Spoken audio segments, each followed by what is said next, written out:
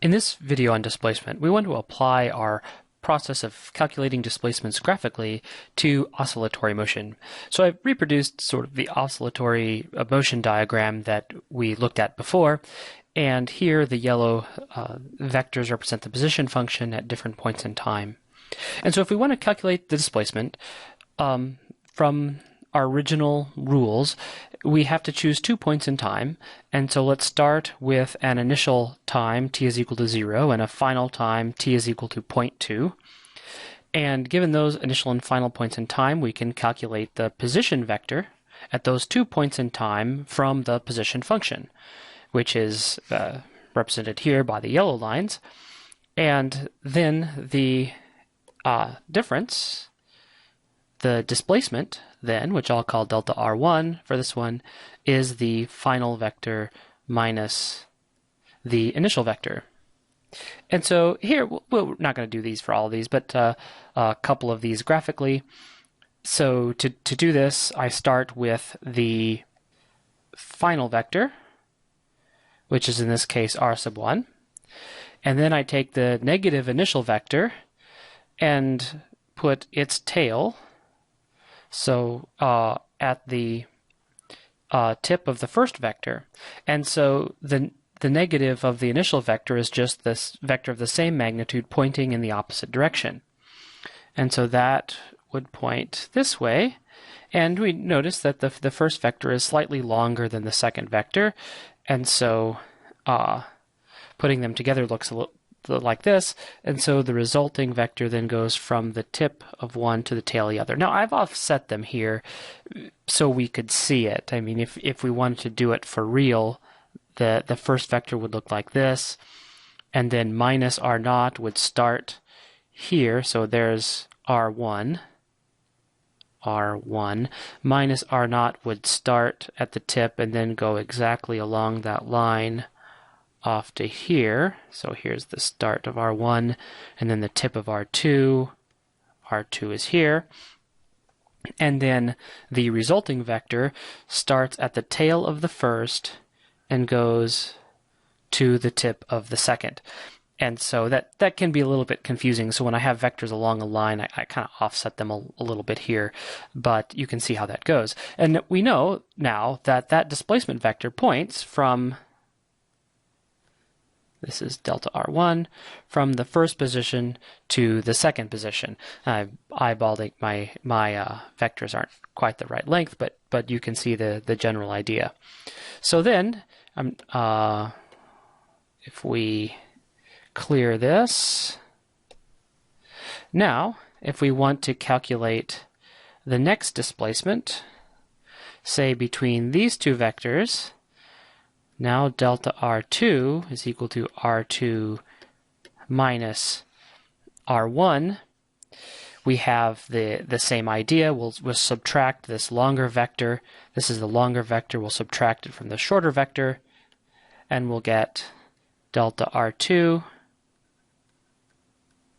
That points here. And then if I want to do this next displacement, I get delta R3. So, and that, right, and then so here, delta R4, if we take a look at this one, is this right here. This is delta R4, which is going to be R4 minus R3. I highlight this one a little bit because R4 is in fact the zero vector. So here, this is just negative R3, or R3, the vector R3 pointing in the other direction. So this is R3 here, in the opposite direction gives us that displacement delta R4. So if we continue now, you can look here. Now this later one, which is R5 minus R4, R4 is a zero vector, just gives us delta R sub 5, which is essentially this vector. And now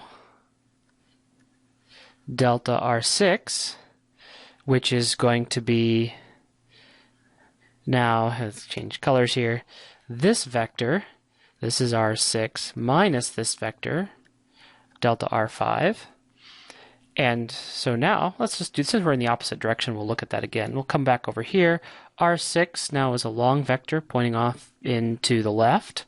A negative R5, this is going to be, start the tip, is at the, the tail of R5 is at the tip of R6. It's negative R5, so it's the same length pointing in the opposite direction. So that comes back this way, some amount. And then the displacement goes from the tail of the first to the tip of the second. So this is now delta, this is delta R6. So I already have that on my graph here. Delta R7 is here, the same idea. Now I'm subtracting these two. And then the final, very small, or smaller, delta R8, now subtracting these two. If I delta R9, it's now turning around, isn't it? So delta R9 subtracts these two, so I'm going to call this one R8, this one R9, and so delta R9, let's bring these over to the side. R9 comes to a certain length, but now R8 is larger. So I switch it, pointing in the opposite direction, goes back some small amount, and so now the displacement, which goes from the tail of the first to the tip of the second, is now pointing in the opposite direction, and so the displacement is now going the other way. And so, again, this is oscillatory motion, so you can imagine the mass on the spring going from 20 to 10 to 0 to negative 10 to 20 and back as it goes back and forth. We can see our yellow displacement vectors going back and forth, and now we can put on that motion diagram the displacement vectors between successive points within the motion diagram that point from one point on the motion diagram to the next.